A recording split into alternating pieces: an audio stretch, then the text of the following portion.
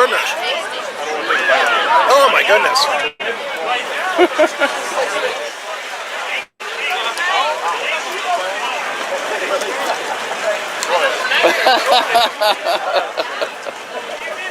Now I know how Guy Fieri feels on a daily basis. Yes, I love it. People just handing me some of the best stuff I've ever eaten. It's beautiful.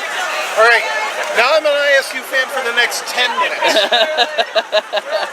It's rare air here, rare territory. But look at this. Extreme close-up pork. It's so good. It's so good.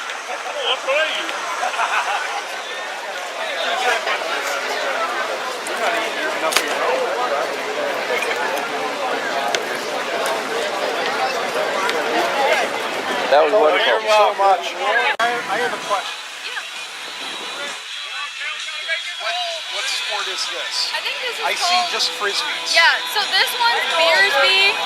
Okay. That one's can jam. So the rules are a little different, but essentially it's the same. You just take the frisbee and you're trying to hit the pole to knock the beer. Oh, okay. I didn't recognize this brewery. Just curious. Yeah. Yeah, so like you can basically just throw it. If they drop the frisbee, it's 1 point. Okay. And then if it hits the pole and they drop the frisbee and the bottle falls, it's 2 points. Okay. And then if they hit the bottle clean off and they both fall, it's 3 points. Interesting. Yeah. That sounds like another sport Iowa can dominate Iowa State. Absolutely. No, not absolutely. No, Ashton Kutcher's up there, man. He's saying the Hawkeyes are going to win. I honestly don't agree with him. I think the Hawkeyes are going to win by 1 million. That's right. Hell yeah. Let's stay. Let's stay. And he was. Woo! Go Hawks! Yeah, go Hawks! So a little bit of a tailgate exclusive here, but we are actually at the spot of the hottest sorority at Iowa State. We found it. We found their tailgate.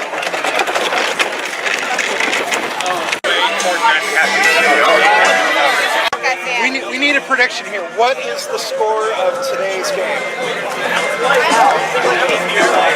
I think Iowa's dropping a 50 burger. 50 to nothing. It's a Men's only. men's only wet t-shirt. Yeah, you want it? I'm you know, I gotta get at least $1,000 to, you know, show the guns in public. Are you a Hawkeye or Cyclone? Hawkeye, come on now. What are you filming for? Our podcast. Do you want to do an interview with us, Muff Waiters? Muff Waiters. Thank you, we will. We're from the Iowa What's he Sports doing? Report. There we go. He's filming for Muff Waiters. We're having a film off. This is like film off. It's like standing in between sign up two or what? mirrors. And you can just see infinity. Okay, write your name. You gotta have a t-shirt though. We got to sign up. Do I need a t-shirt? No, I provide the t-shirt. I was going to say Iowa seems to make a better quality of cocktail. You just ruined it.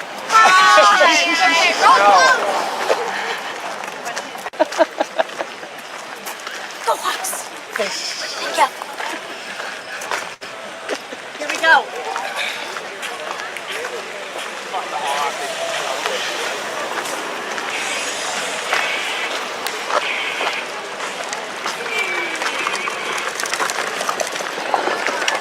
Fuck the Hawks. Fuck the Hawks! I mean, that's what your mom did last night.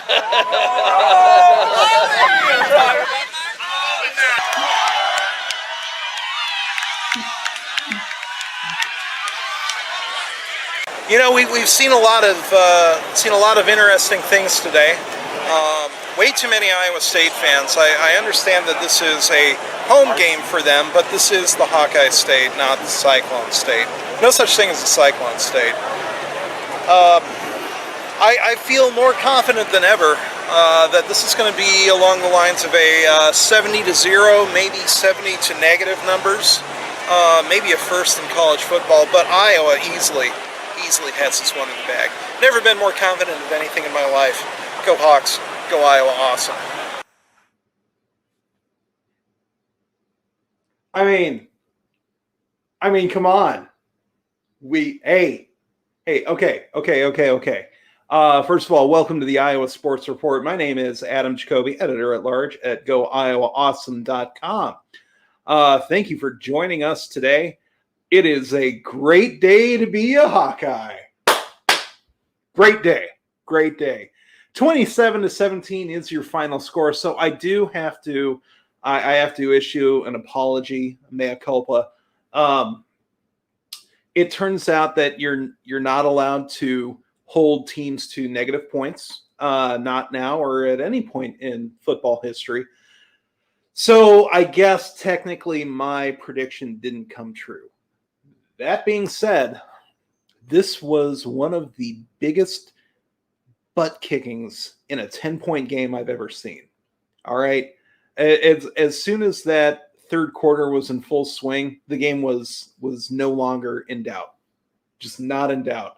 One of the most masterful shows put on by Phil Parker, defensive coordinator genius, and we'll have plenty to talk about with him over the course of the next hour or so. But I'm feeling pretty good. I'm feeling really, really good because it is a great day to be a Hawkeye. Oh boy.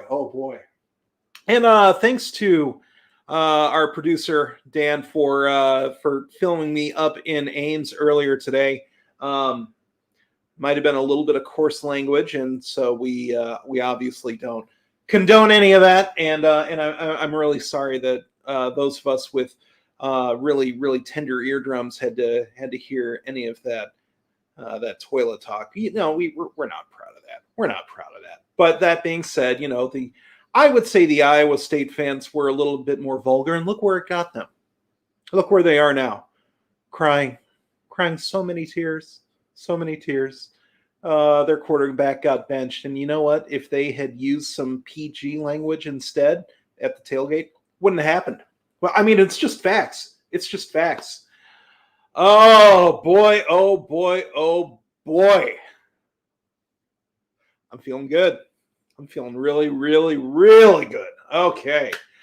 So let's get this party started, huh?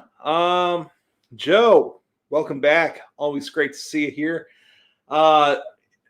Feel free to send in any and all of your questions. Let me know what you thought about the game. My guess is it's pretty similar to what I thought about the game too.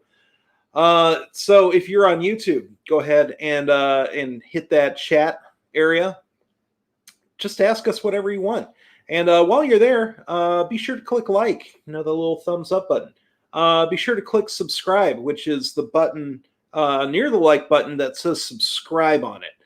Not everyone can find it. That's all right. And once you're there in the chat, feel free to ask a question, because ultimately, we're here for you.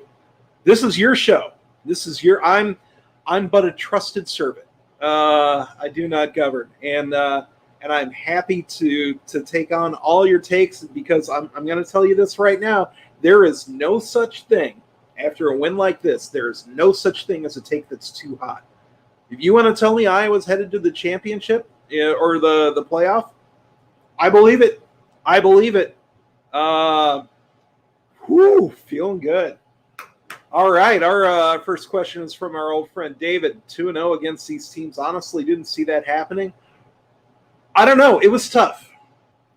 I figured it was going to be a split one way or the other. I definitely didn't see two double-digit wins against these opponents, and I was especially worried when the Vegas lines came out, and not only was Iowa State favored going into the game, but it never moved in Iowa's direction.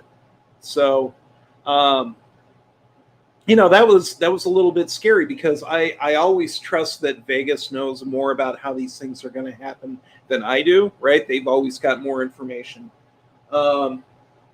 So I didn't want to speak that worry into existence. I didn't want to taint the water. But yeah, it was definitely something that I had a little bit of concern about. And you know what? Iowa went there on that field and pushed them around for 60 minutes. That defense is frightening. All right? That defense just went up against two of the better quarterbacks in the nation, Brock Purdy and Michael Penix Jr., and benched them both. All right? Ball hawk you is not just a clever turn of phrase, although it is that. It is a reality. You should be afraid of this Iowa defense. Be very, very afraid. And once they have a lead, and they're going to get a lead, they will just choke the life out of their opponents, figuratively. They're not committing murder. All right, and we don't condone murder. Not at the Iowa Sports Report, and really, not as Hawkeyes. Not as Hawkeyes. Our friend David, welcome. What's more impressive, being 2-0 or having two Heisman caliber QBs benched? Yeah, man. Due to INTs too. It's there's going to be rarely a situation where a defense like this, holds a quarterback to going, 4 for 20, nice, or something like that.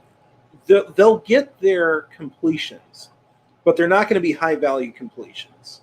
And the moment that there's an errant pass, something that's really going to test the defenders, that's a very, very risky proposition for a quarterback. And coaches don't want to think that downfield passing is something that's being taken away from them in their playbook, because downfield passing, it matters just a little bit.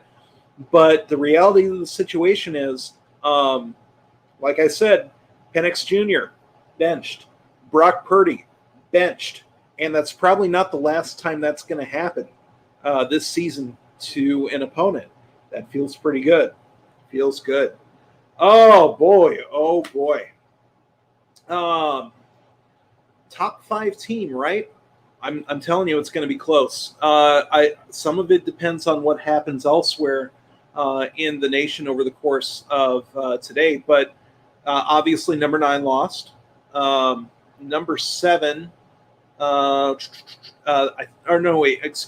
8 was Notre Dame. They barely beat Toledo.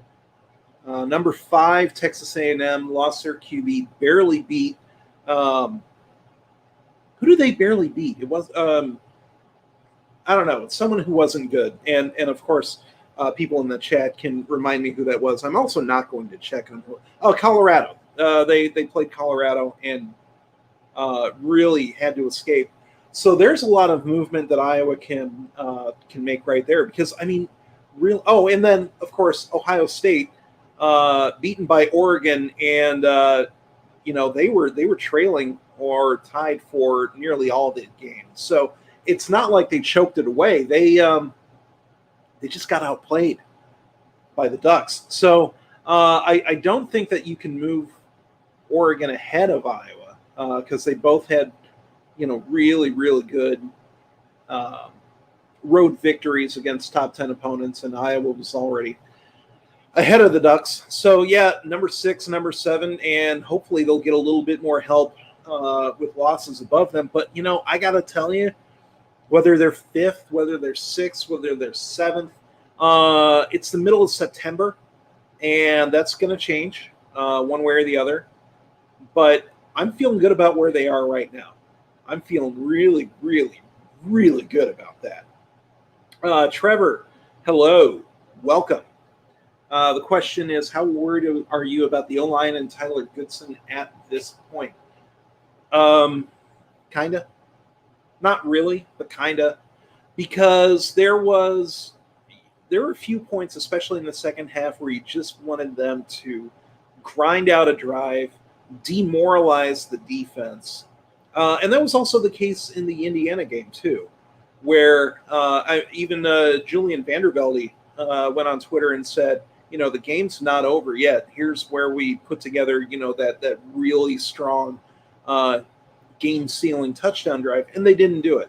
And so that's sort of an 0 for 2 in terms of really, really putting a game away. That being said, we are talking about double-digit victories, but the offense is not really that fine-tuned machine yet.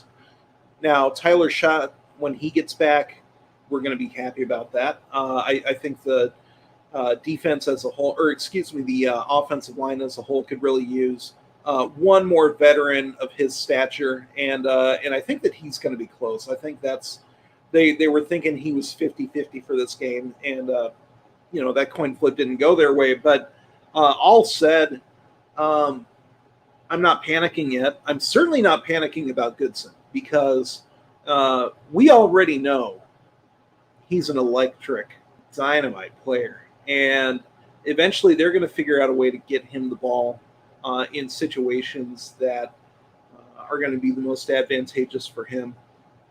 That being said, that was a lot of carries for Ivory Kelly Martin today, and he looked all right. He looked competent. 8 carries, 28 yards. He didn't really bust anything big or anything like that, but I thought he looked fine. And I'd rather see Goodson get 21 carries and Kelly Martin get 8 than 29 for Goodson. You know what I mean? Especially in September. So, we got to be honest about this too. Iowa State's defense is good. That defense is built to stop the run and disrupt traditional blocking schemes. And, they do a good enough job of it that they're still going to be really, really competitive in the Big 12. And frankly, I would love to see Iowa State go ahead and run that table. Not because I want good things for them or their fans. I don't. But I want to see that Iowa win that we just watched. I want to see that become that sort of like season-defining win, which means that ISU has to hold up their end of the bargain. And that's, some people you just don't trust, and Cyclones are top of that list. But, this is a good problem to have. This is a mighty good problem to have. All right. David asks, from the perspective of ISU, do you agree with going for the field goal to try to get the onside, then the touchdown? Oh, yes and no. At that point of the game, we're really in an end game scenario where they need multiple things to really, really go their way. So, at best, the best case scenario that they could have had was kick a field goal, it goes in. That didn't happen. And then kick an onside kick with Iowa looking for it and being, having narrowly avoided disaster the first time, that they're, definitely going to be looking for it again. And then drive for a touchdown all in the course of under a minute. It's unlikely. I get the sort of game theory approach to it, but there's so many things that need to go right, and the odds of them even tying the game were so remote that it sort of feels like arguing about deck chairs on the Titanic. You know what I mean? I understand the strategy that ISU was going for. It makes a little bit of sense. Do I care? Not really. I don't. I just don't. All right, we got a question. It seems to me that Petrus locked on one receiver. Did you notice that too? A little bit.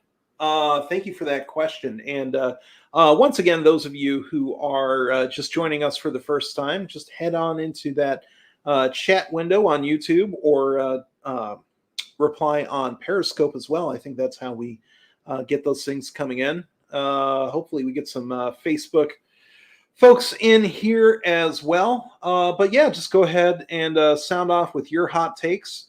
Send them in through the chat or whatever mechanism your platform of choice is. And while you're here, click like, click subscribe, and be sure to help us grow that Hawkeye community. And so you'll have folks and friends to talk to here while I just Talk into a camera. All right. Yeah, in terms of Petrus's performance today, again, it wasn't the super productive performance that you see a lot of places elsewhere in college football. He wasn't going to throw for 300 yards today. And I think we sort of knew that going in, and that if he was going to be, if he really was going to throw for 300 yards, something will have gone pretty wrong with Iowa's game plan. Not that he isn't capable of it, but that would have meant that they would have been trailing pretty much the entire way.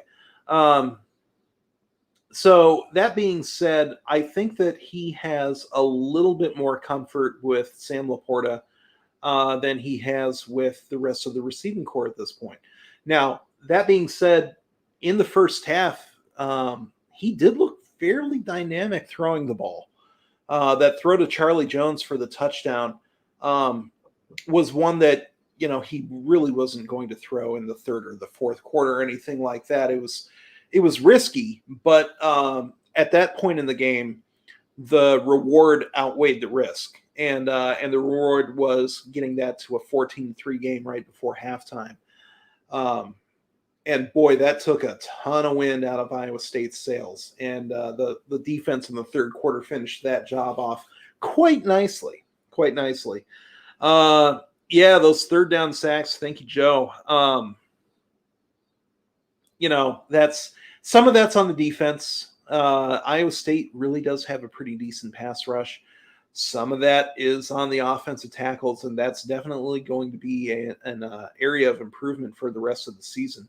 And how much do you get a lineman to be able to handle a speed rush during a season? I don't know.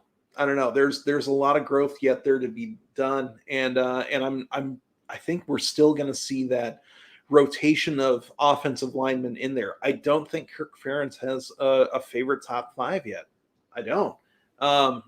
So we'll see if there's any changes on the depth chart, however much that matters.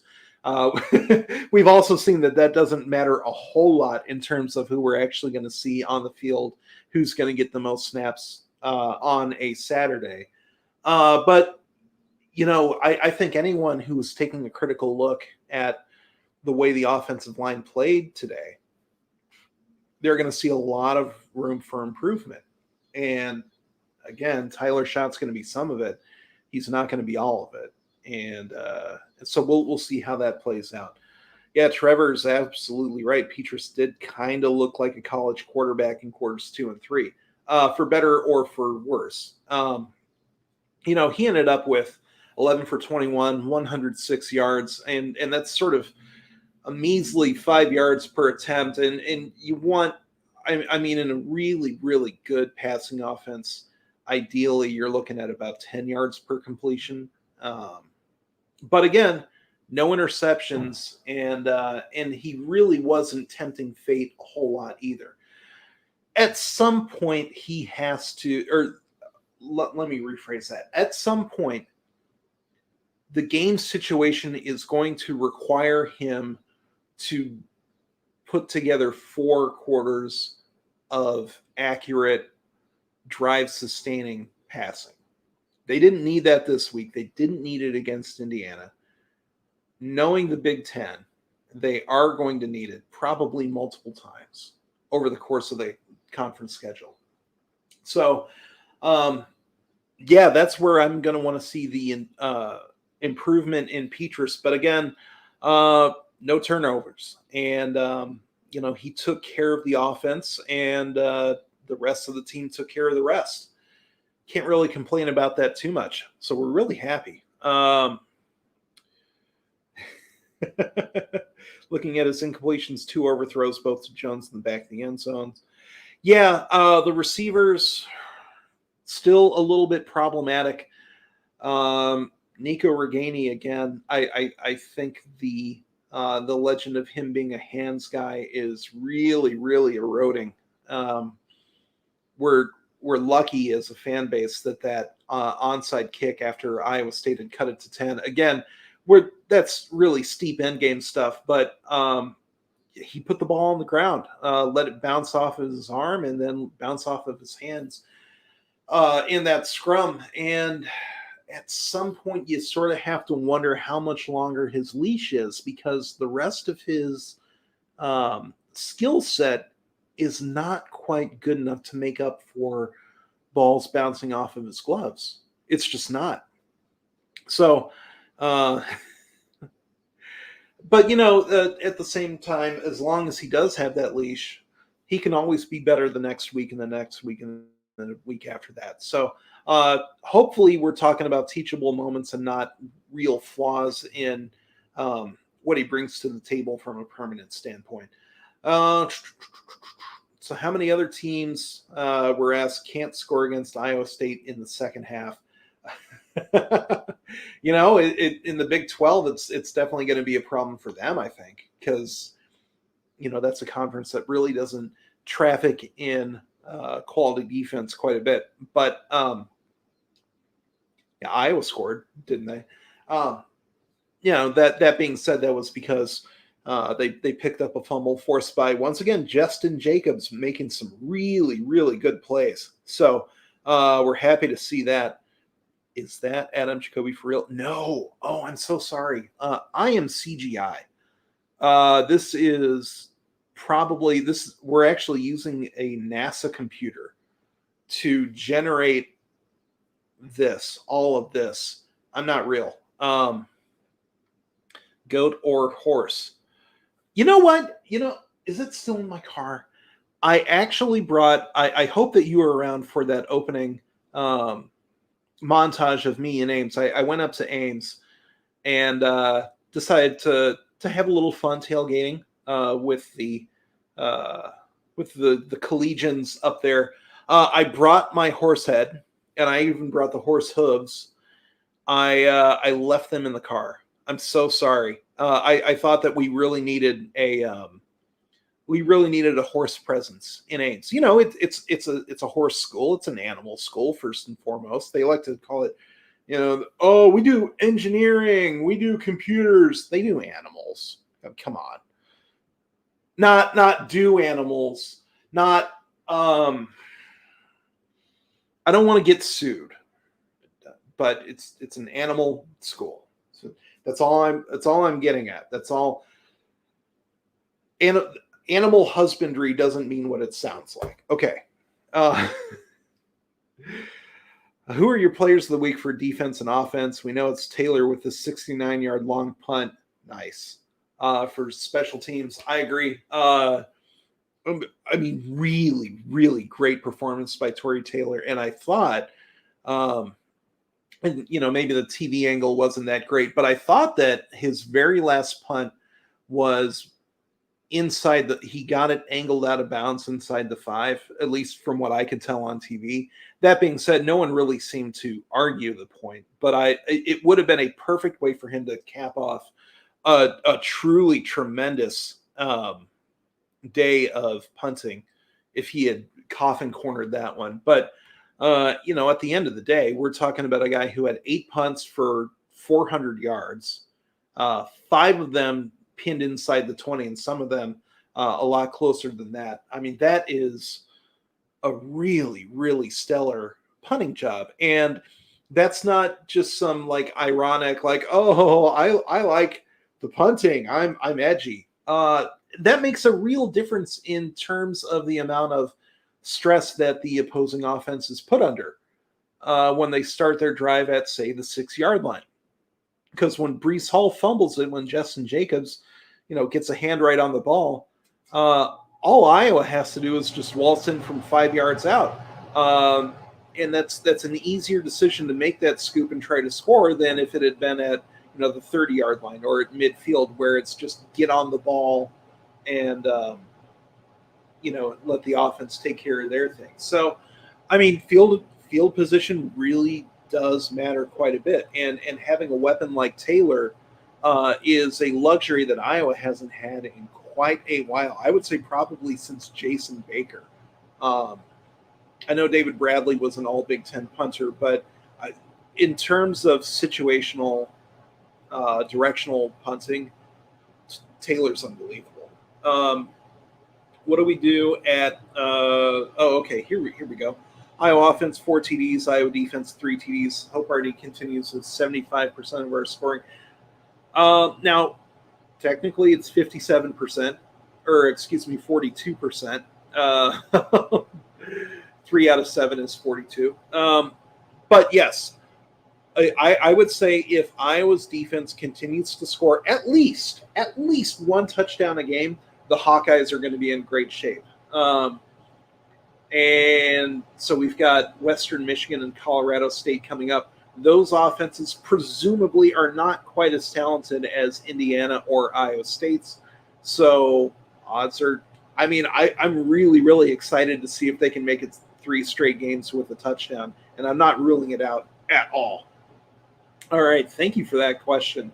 And once again, if you have any thoughts, any hot takes, this is the place to let them off. You let that chopper sing, and head over to the chat area of the no, I got to point this way.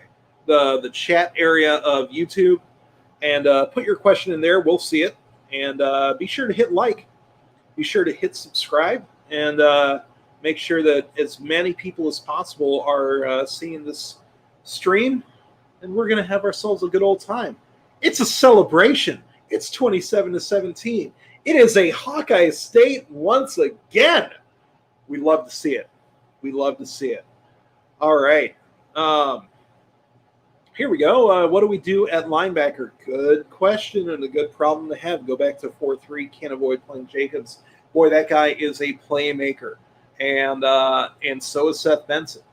And so is Jack Campbell. Maybe Iowa does go back to a 4-3 of some sort, because it's really hard to take any of those guys off the field. It's also hard to take Dane Belton off the field, because that is, he's in that Amani Hooker, Geno Stone, star linebacker position, and that is it's a really crucial position in terms of making Iowa's defense more able to cover spread offenses, and that is obviously the way that even the Big Ten is going. But yeah, I don't know how you take any of those 3 guys off the field. At a minimum, it has to be some sort of a rotation, and in a really robust rotation where you're having at least one of them on the field at least 20 or no, let's see, it would be 2/3. I would say you want any of those guys on the field more than half the time. And so if you've got 3 guys on a 2-man rotation, it's easy to do, or at the very least, it's possible. But yeah, I don't know who you take off the field. I really, really don't. Trevor says switch to 3-3-5 like Iowa State. Listen, I'm not opposed to that at all. That being said, Phil Parker certainly likes to have his 4-down linemen, and I'm not. What am I going to do? Are you a Phil Parker about defense?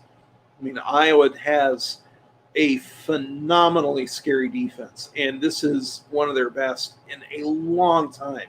And Phil Parker, boy, he's got a lot of really, really good defenses too in his back pocket.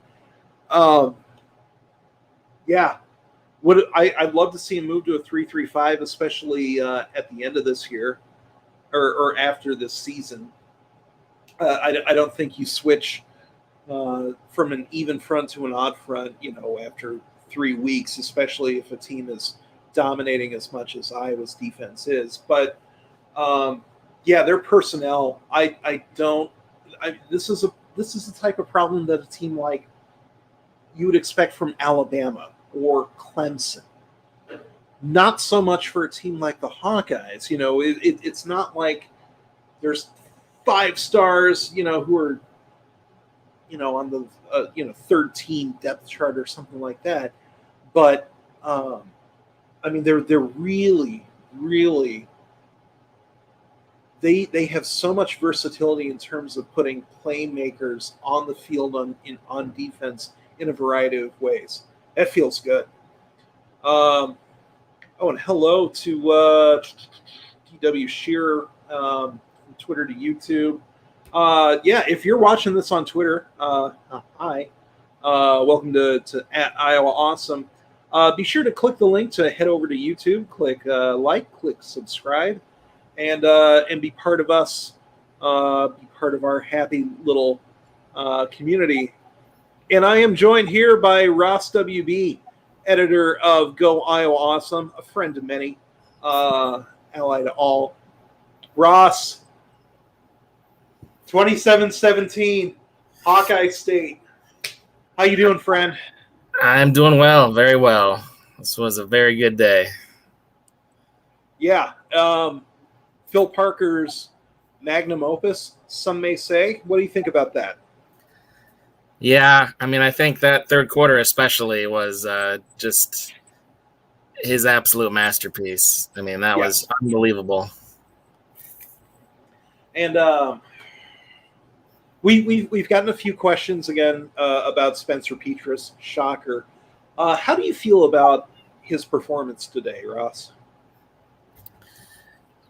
I mean, it's so hard. I feel like he is doing what the Iowa coaches want him to do, which is not necessarily as much as we would want him to do. But he had no turnovers. Iowa State had 4. There you go. That's the game. Yeah, and it's not like he's getting lucky in avoiding interceptions, right? Like you can basically see the guiding hand of Kirk Ferentz spiritually sending that ball 15 feet over the receiver's head on the sideline so as to, get Torrey Taylor on the field instead. It's what they want, and they're 2-0 over 2 ranked teams. I mean, the overthrows are certainly frustrating, but he puts the ball where no one is going to get it.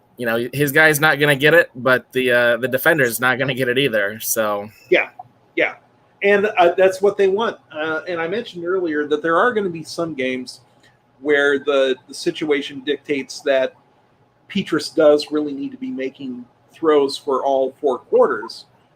It's just we haven't seen that yet. And I think that he would be capable of doing it. That touchdown throw to Charlie Jones was aces. And Laporta working up the seam, that's some really, really dangerous stuff for opposing defenses. So the capability is there. Yeah, I mean, I feel like that Petras in the second quarter was kind of the Petras that the coaches and everyone was talking about this summer. They're like, oh, he's made a leap, he's improved. And I could see it in that quarter. Mm-hmm. But, I think if you want to say, well, the other side is, what about the other 7 quarters he's played this year? And hasn't been quite that good. So yeah. Oh, we're getting GOAT comments for the both of us. Hey, you know what? Do I consider myself the greatest of all time? In many respects, yes.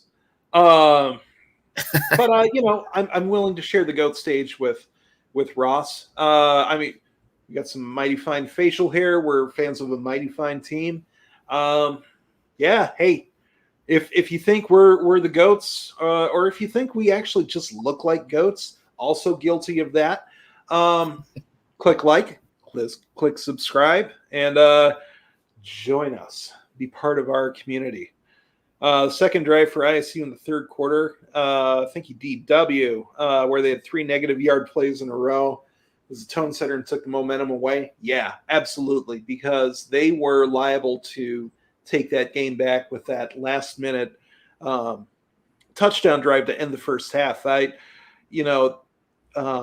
That had the potential to be that, the game has turned, momentum has shifted, and once Iowa was able to really shut that Iowa State offense down in the third quarter, you could just feel the energy leave the stadium.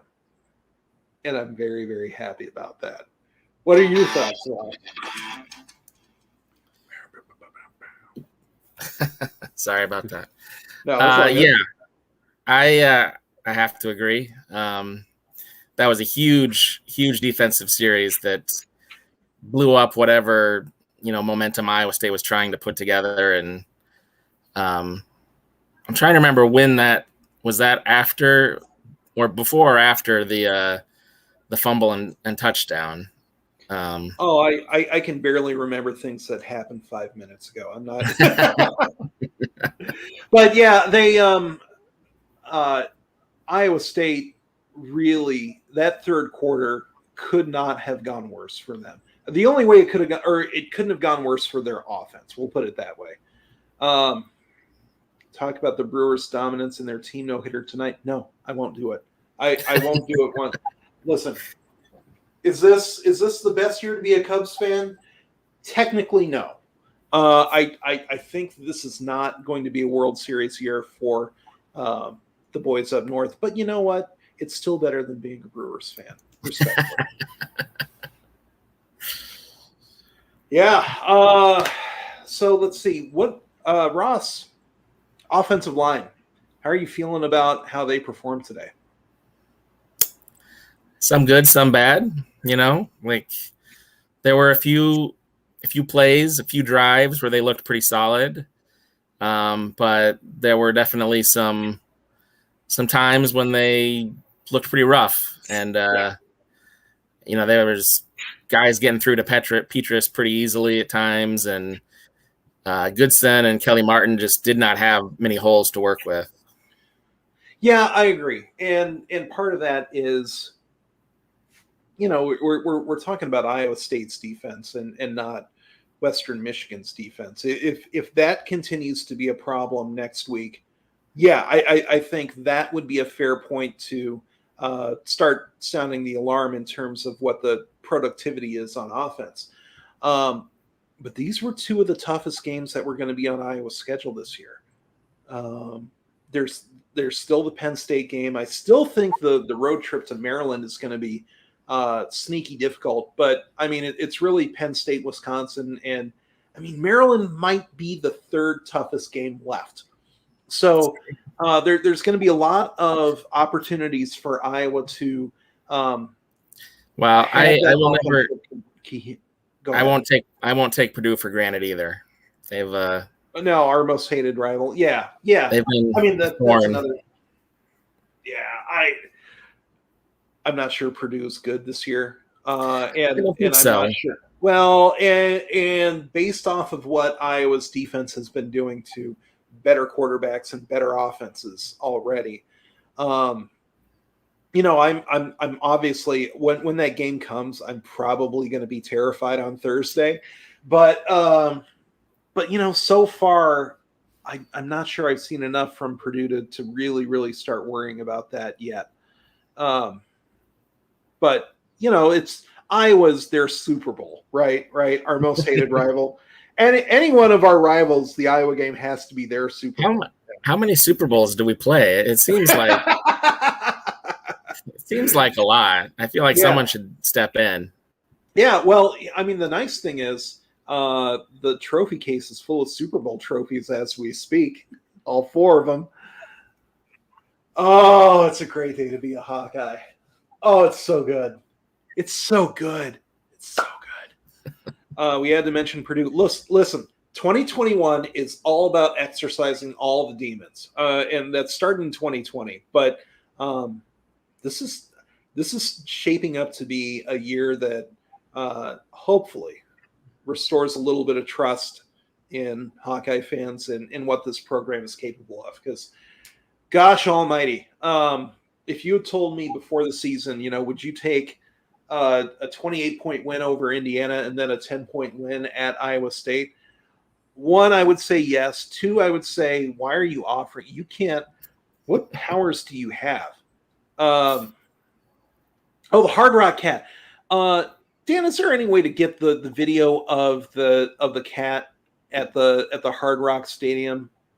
Because that's one of the most unbelievable things I've ever seen. Let's work on that. Let's work on that because I want to see it, and I'm just going to tell everybody it has a happy ending. So don't be too stressed once it starts. But I have so many questions about the Hard Rock Cat. I have so many questions. So hopefully we get an opportunity to share that as a fan base, as a group. I mean, listen, today's a party. Today's a celebration.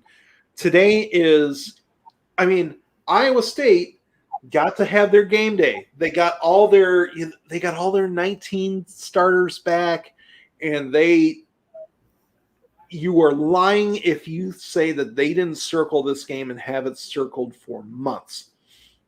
And so what happens? Ashton Kutcher comes in to make the call for the Hawkeyes. Iowa punks them, and it ends up being a relatively stress-free victory for the Hawkeyes on this, their big day in Ames. This was their big day, and they got humiliated. What can we do if not celebrate sticking it to a rivalry like that? What can we do but celebrate? Yes, and they wore our colors. They wanted to make a statement so bad that they were going to wear black uniforms on a 95-degree day. It's not even one of their school colors. They said, "Oh, well, we're just going to bake ourselves to prove a point." And that point is that Matt Campbell is not a good coach. Anyway. I'm feeling good. I'm feeling mighty good. Uh-oh. Do we have the... Oh, we got a window open here. Hopefully we get the Hard Rock Cat. just do a Twitter search for Hard Rock Cat. It'll probably figure out what you're doing by the R in hard. Hopefully we can get that up. But let's see. How are we feeling about the receiving core? Specifically, how are we feeling about the fact that here we go. All right, pause on that question. Pause, like what a cat has.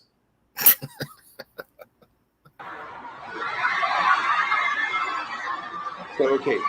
Right away, we can hear there's some sort of distress going on in the crowd. And it's hard to tell so far until we zoom in. And there is a cat hanging from the canopy.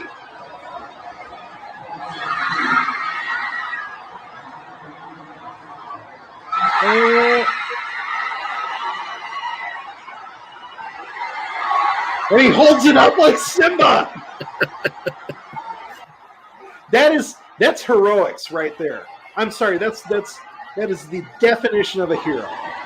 Caught the cat, and the cat obviously does not appreciate the moment as much as the humans do. That thing wanted no part of being in that guy's hands. But it's that kind of a day.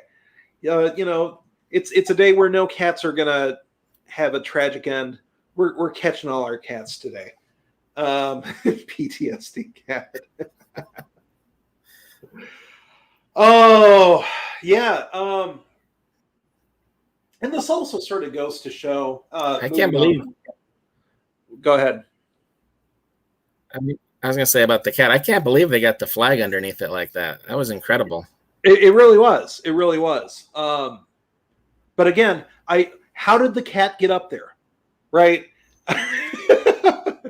Perhaps it got to the highest levels of the stadium by using the catwalk.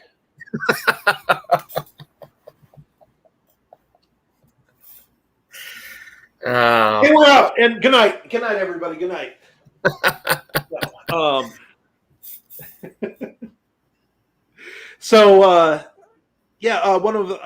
of our friends here says it makes you wonder really how good they were last year. And I think we're going to look at the 2020 season as one of some real missed opportunities, some of which were on Iowa, some obviously that were not. I really wish we could have watched Iowa smoke Michigan, and the bowl game was supposed to be against Missouri, right? Yeah. Yep. I really, really wish that we could have seen those games happen. I also wish that Iowa hadn't started at the year 0-2 because both of those games were super, super winnable. And I think anyone on that Iowa sideline would be the first to tell you that they wish they had those back because they were absolutely capable of beating both those teams. And by the end of the season, they were absolutely the best team in the Big Ten West. Go ahead. I think the real question after today's result is how many Big 12 titles would Iowa have won if they were in that conference? It's worth asking, isn't it? Iowa to Big 12 confirmed. Can you imagine? Can you imagine if that was like one of the things that happened in realignment where the Hawkeyes were like, you know what? We need a new challenge, not because we've beaten the Big Ten, but we want to make things a little bit easier. We want those rings. We want those conference rings. So we're taking our talents to the Big 12. And we're going to take the easy way to the playoffs now. Petrus is on an 8-game win streak, man. I'd say what you will about his productivity, his mechanics, but 8 wins, and most of them were not close. So he can thank the defense, obviously, just like Greg McElroy could. It's not like Greg McElroy was the best quarterback in the nation when Alabama was winning titles with him, but he's in the right place at the right time, and most importantly, he wasn't screwing it up for the rest of the team. Listen, when your talent profile is what it is, especially with Iowa, sometimes game manager is a cliche, but it exists for a reason, and this is the exact type of situation that, that's what they need. Scalding hot takes. Is the new look Big 12 still Power 5 conference? I'm not sure that designation really means anything going forward with the probable expansion of the playoff. Power 5, I don't know what that's going to mean, or if it's going to be as important as it is right now. Speaking of Power 5, Arkansas has just scored again, and they are punking the Longhorns. It's the third quarter, and it's now 22-7 with an offense, or with a point after coming up. That would also not be a good look for the Big 12 or the SEC. Just saying. Got a little bit of horns down action going here. By the way, there was a horns down sign at game day in Ames, and I think that's something that pretty much everyone in the nation can agree on at this point. Like, who outside of Austin and I guess Norman, Oklahoma, who is on the Longhorns side now? Anyone, Ross? I don't know who would be. They've got Matthew McConaughey in their corner, which is that's always a plus. But that's about it. They don't have a lot of support outside of the greater Austin area. Yeah, there were a lot of anti-OU and anti-Texas signs at game day today. Yeah, understandably. The old Big 12 wasn't a Power 5. Well, if Iowa State's a contender, it probably isn't. Trevor asks, is a new look NCAA still a legitimate organization? Still? What's still? Define legitimate. Right. I guess they haven't been rated by the feds, but there's legitimacy is in the eye of the beholder with the NCAA at any given point. Oh man. Fun stuff, fun goings on. But yeah, this has been an unmitigated embarrassment for the Big 12. This entire week has. Sucks to be them, doesn't it? I was laughing today about Colorado and Texas A&M staging a Big 12 reunion game when they're Yes. both in different conferences. That was Not just only different conferences, but one is Pacific and one is Southeastern. Yeah, how did these teams once share a conference? Yeah. Joe, I'm a Texas fan. I'm sorry to hear that, buddy. Today is not your day. How bad is Nebraska when they lose to Illinois? It's now lost to UTSA and Virginia. It's not like Virginia eked out a win. They spanked Illinois. They threw for, what was it, 400 yards and 5 TDs, which in a Virginia offense, like that's the equivalent of a Big Ten team throwing for like 1,000 yards, right? Like that. Virginia doesn't roll up points like that on anybody. Oh boy. But yeah, that sort of speaks to where Nebraska's at. I mean, obviously, Fordham isn't going to be much of a challenge, but yeah, I mean, it's not a good day to be a Husker either. And I mean, I really wish I felt bad for them. I really do. All right, it is about 8:15 p.m. Glad you all are here at the Iowa Sports Review. My name is Adam Jacobi. I am joined by Ross WB, editor of Go Iowa Awesome, friend to all. We're here for a sound-off. This is our little post-game scrum. Feel free to send in your questions on YouTube or Periscope. Just go down to the chat function right there, type them in, and we will be happy to answer them. Also, make sure to click like, click subscribe, be our friends. And we're building this community on yet another platform, and hopefully we're going to be your favorite little talking heads after all these Iowa games. So, Ross, how are you feeling about the rest of the season now? It's so much better than I did 2 weeks ago. 2 Yeah. weeks ago, I was nervous as hell about this start, with Indiana and Iowa State. I was like, you're doing the bargaining. It's like, well, if they go 1-1, that's not too bad. Yeah, you can still have a good season. But you go 2-0 and you look the way they looked, offensive caveats aside, you can start dreaming a little bit bigger. Especially when you look at the schedule and there's no Ohio State on there. There's no Michigan, which, it's not Michigan, but still. Penn State comes to Iowa City. There's a lot of good breaks there, like you said. I mean, Penn State will be tough. Yeah.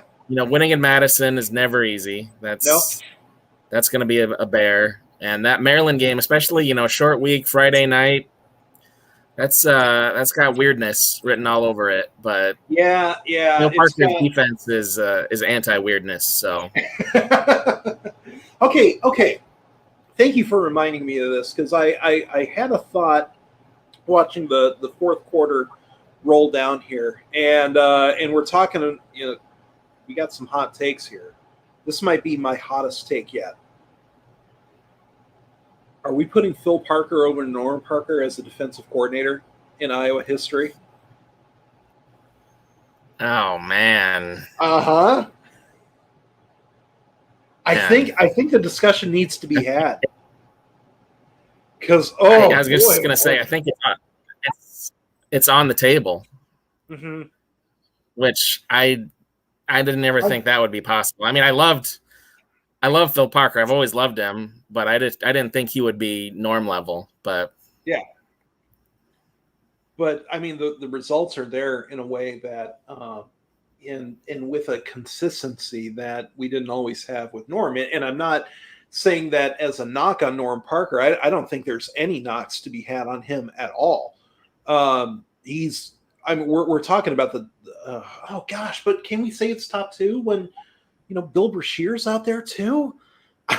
This is again a really, really good problem to have, but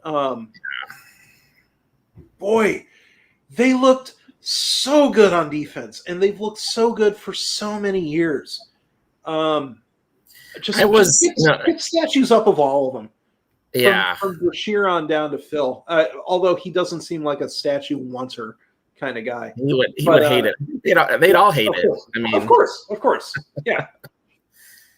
I mean, coming into this season, I was really, really nervous about the defensive line. It's like Golston's gone. He was really good. Nixon was unbelievable last year. He's gone. Yeah. Heflin was such a good sidekick at defensive tackle. He's gone. It's like, He man, made there's a lot. NFL roster, right? Yeah, I think so. Yeah. But, I mean, that's just like, that's so many guys to replace. It's like, can they do it? And the answer is through 2 games is an emphatic hell yes, they can. Yeah, they can. Brees Hall, who again was Mr. Everybody's All-American, he ended up with 16 rushes for 69 yards. Nice. But he was pretty much bottled up as much as you can do for an All-American running back. Iowa State ended up just rushing for 87 yards, and that they wanted to pass. And, most of their yards came in the second half, in the fourth quarter. Hunter Deckers almost threw for as many yards as Brock Purdy in his 1 quarter of action. And a lot of that was, Kirk Ferentz's, patented don't screw it up philosophy going in on defense. And so those crossing routes were always going to be there for Deckers in a way that they weren't going to be there for Purdy. But that doesn't happen without a really strong defensive line performance for the first 3 quarters. I can't say, I totally agree. I can't say enough about them.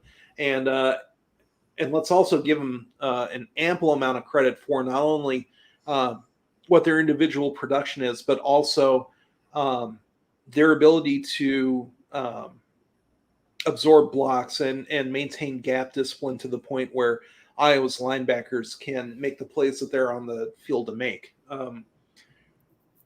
A defensive line can make linebackers look really good or really bad, and they're helping make some already talented linebackers look amazing. And so I hope they get a little bit of credit for that over the coming weeks, because that's absolutely part of Iowa's defense, Phil Parker's defense, and we love to see it. I agree with that comment that just flashed by about the turnovers. Like that's the most amazing thing about this defense is just the consistency at generating turnovers is remarkable. Just year after year, just so good. Yeah, and doing it with guys who, there are some. There's a pretty decent amount of NFL talent coming through, but that personnel shifts pretty often, especially on a seniority geared defense like Iowa's usually is. So there's quite a bit of turnover in the starting lineup year over year, and yet this defense looks as ball hawk you as they did 4 years ago with an entirely different personnel set. And I mentioned this in our stream with Leah, but Ball Hawk U is a fantastic branding for the Iowa defense. Primarily because, it's not like they don't have a legitimate claim to, DBU or linebacker U or LBU. Like anything that's already taken, at best, you're just adding to the noise. But once you can point to leading in interceptions, leading in turnovers over, some X amount of time, and obviously, they're called the Hawkeyes, to say, yeah, we get those turnovers and we don't need a little chain to show it to. I wish they did have a chain, but I was just going to say, what if we had a turnover gimmick, what would our turnover gimmick be? That's an excellent question, and I would love to see some responses from our friends in the chat. Do we do I'm always extremely pro title belts. Yeah. we've got the wrestling thing at Iowa too, so we could kind of play off that a little bit. The downside is there are at least a couple other schools that do the turnover belt thing, so it wouldn't be original in the least. But well, I think it's what's on front of the belt that matters as much as the existence. True. Of it. Yeah, it'd be cool to see a nice little custom belt with a tiger hawk on it. No one else has that. We'd love it. Turnover gumball. I mean, the fairness thing would be like the turnover notepad, right? You can write your name in there with the. Exactly. Yes. Make a note with a golden pen or something. Oh, I love it. I love it. Yeah. Wait, now does everyone have to chew the turnover gumball? Because that could get really gross really fast. Not during a pandemic. That has to be the first thing that goes in a pandemic. We're not. That's like spitting in your teammate's mouth, and I mean, UIHC is right across the street. They are not. At the very least, we got to swab the gum first and get those test results back. The turnover golf pencil. I love it. I love it.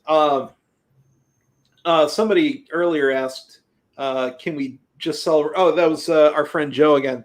Can we just celebrate for a minute? Ashton writing into Ames on farm equipment, and then the Lee Corso trophy troll. I love it.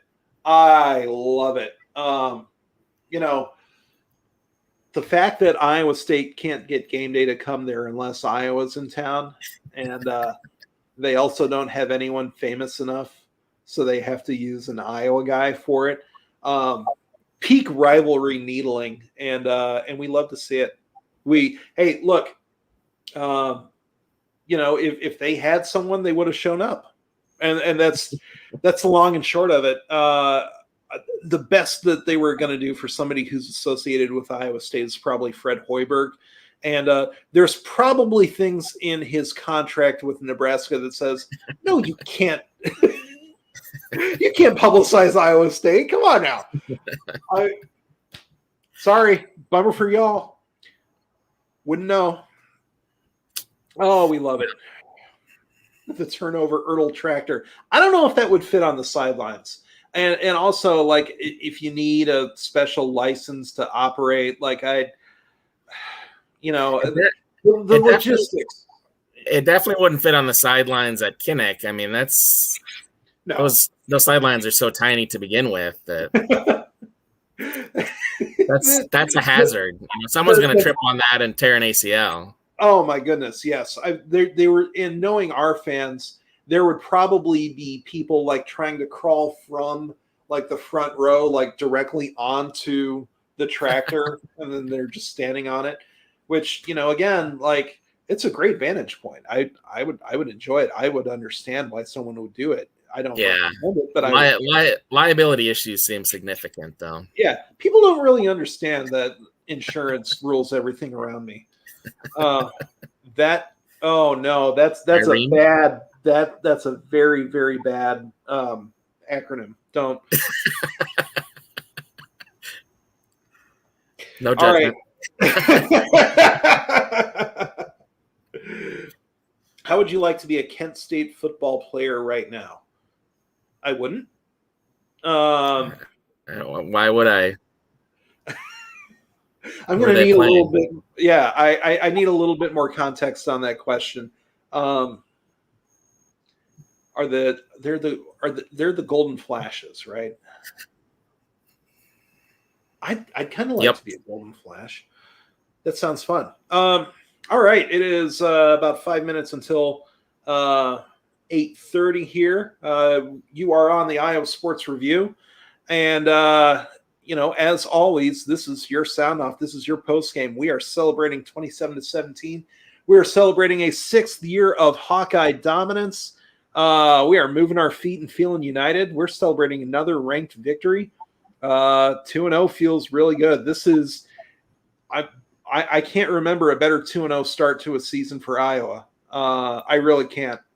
Well, you know why you can't? Because it hasn't happened since we've been alive. Like, you have to go back to 1960 that was the last time Iowa beat 2 ranked teams to start the year. So, I mean, we're in Evie territory here. So, man, oh man, that's rarefied air. Good pull on the stat. I didn't know that, but it feels good. It feels so good, and now the players get rewarded with the cupcakes that usually start the season. So, is that maybe that was the Kent State question? Isn't that who we play next week? I thought it was like there's a Colorado State next week, and then Kent. I should look that up. Yeah, I should know this. We should both know this. We should both know this. For a lot of reasons. No, yeah, it is Kent State next week at 2:30 on the Big Ten Network. For some reason, I had it in my head that it was going to be one of the Michigans. Not the Michigan, one of the good ones. I don't need the directional Michigans. Yeah. Oh, man.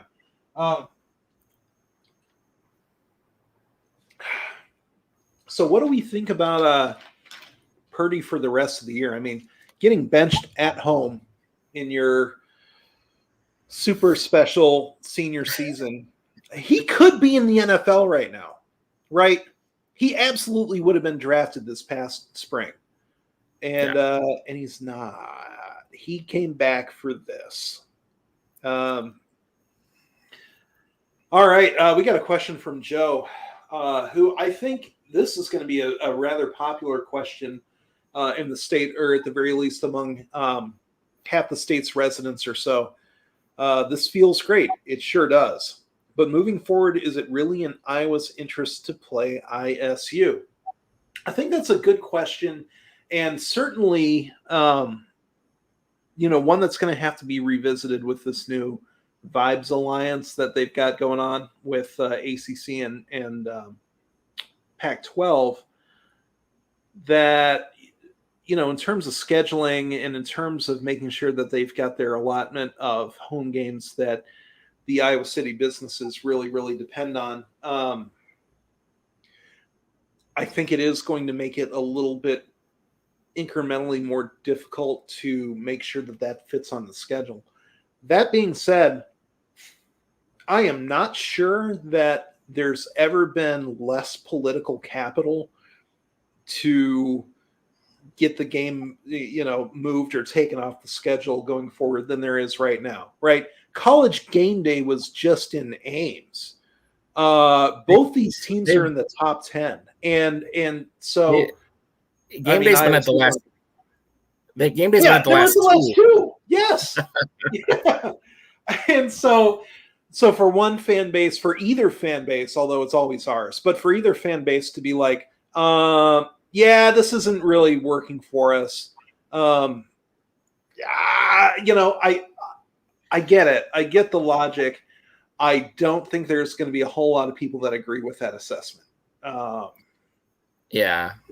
I mean, I think two things. You have to wait and see, what happens to the Big 12 post Texas and Oklahoma. Does it kind of fall off a cliff competitively, or is it still decent?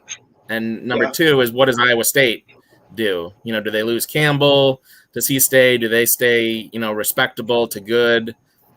If that's the case, and there's just not as much incentive to dump the game. If they're back to, Paul Rhodes just stinking up the joint or whatever, I think you got to start looking at trying to get out of it and trying to find someone else. But we can't legitimately argue we shouldn't be playing Iowa State when they're a top 10 opponent. Like that's crazy.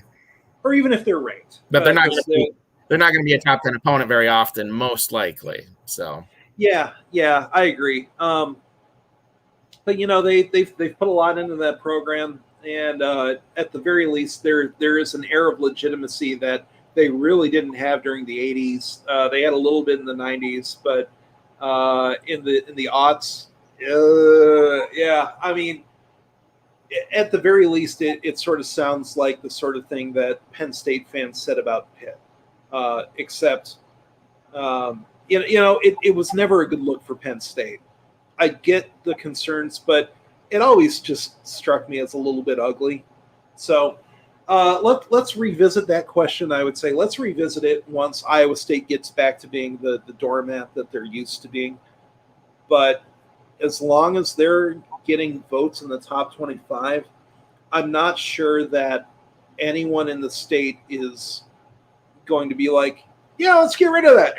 And when I say anyone in the state, I mean anyone who would have any sort of input and any stakeholders on that. Unrelated here, but Arkansas is now up 33-7 on Texas. This is turning into a butt whooping. I'm getting some breaking news, Adam. Go on. It appears that Texas is not back. Uh-oh. But I was told on many occasions that Texas is back. This is shocking, truly. You hate to see it. Horns down, absolutely, Trevor. All right, it is 8:30. One of us is a hungry boy, so thank you all for joining us. Thank you all for being part of this Hawkeye community. Once again, one last time. If you enjoyed what we did here, me and Ross WB of Go Iowa Awesome, if you enjoyed this, make sure to click like, click subscribe, turn on your notifications so you can know the next time that we go online. And thank you all. Go Hawkeyes. Go Iowa Awesome. Hawkeye State. Woo! Oh my goodness. Oh my goodness.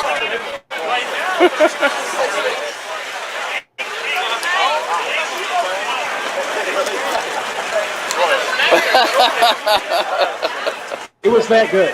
I mean, now I know how Guy Fieri feels on a daily basis. Yes, I love it. People just handing me some of the best stuff I've ever eaten. It's beautiful. All right, now I'm an ISU fan for the next 10 minutes. That was rare true. territory. But look at this. Extreme close-up pork. It's so good. So good. I hope that Duffy guy is doing well. You know, he was so nice. He was very warm and welcoming to us. And you can't talk that mess to somebody who hands you good pork. You just can't. What sport is this? I think this is I see just frisbees. Yeah, so this one's Beersby. Okay. That one's Beersby. Can Jam. So the rules are a little different, but essentially it's the same. You just take the frisbee and you're trying to hit the pole to knock the beer. Oh, okay. I didn't recognize this brewery. Yeah. Yeah, so like you can basically just throw it. If they drop the frisbee, it's 1 point. Okay. And then if it hits the pole and they drop the frisbee and the bottle falls, it's 2 points. Okay. And then if they hit the bottle clean off and they both fall, it's 3 points. Interesting. Yeah. That sounds like another sport Iowa can dominate Iowa State. Absolutely. Not absolutely. No, Ashton Kutcher's up there, man. He's saying the Hawkeyes are going to win. I honestly don't agree with him. I think the Hawkeyes are going to win by 1 million. That's right. Hell yeah. Go State! Go State! They didn't. They did not go. Go Hawks! Yeah, go Hawks! So a little bit of a tailgate exclusive here, but we are actually at the spot of the hottest sorority at Iowa State. We found it. We found their tailgate.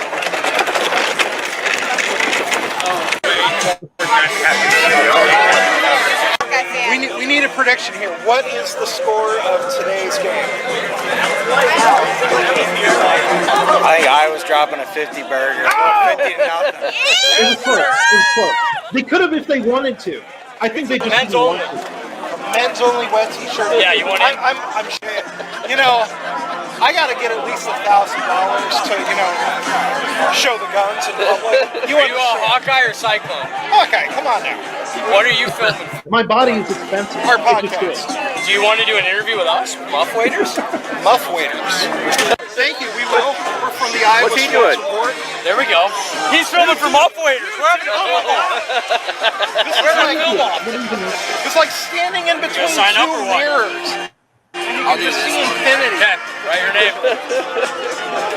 We got a You sign gotta have up. a T-shirt though. We got a sign up. Do I need a T-shirt? No, I provide the T-shirt. It's weird. I was going to say Iowa students make a better quality of cocktail. But you just ruined it. These young ladies were they'd had a lot of apple juice that day. quite a bit of adult apple juice. Well, that man just said a naughty word, and so here's about where I got into the fight. I think it's our next scene. Fuck the Hawks. Oh yeah. The Hawks. I mean, that's what your mom did last night.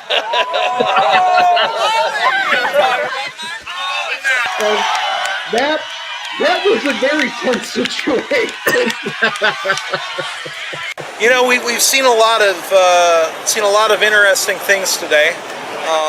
Way too many Iowa State fans. I understand that this is a home game for them, but this is the Hawkeye State, not the Cyclone State. No such thing as a Cyclone State. I feel more confident than ever that this is going to be along the lines of a 70-0, maybe 70 to negative numbers. Maybe a first in college football, but Iowa easily has this one in the bag. Never been more confident of anything in my life. Go Hawks, go Iowa, awesome.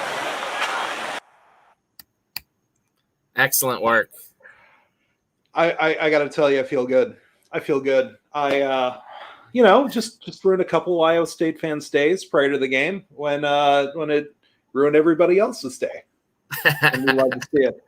All right, everybody. Thank you all for joining us. We'll be seeing you for a preview of Kent State, not one of the Michigans, of Kent State later this coming week. And as always, on behalf of editor Ross WB, my name is Adam Jacobi of Go Iowa Awesome.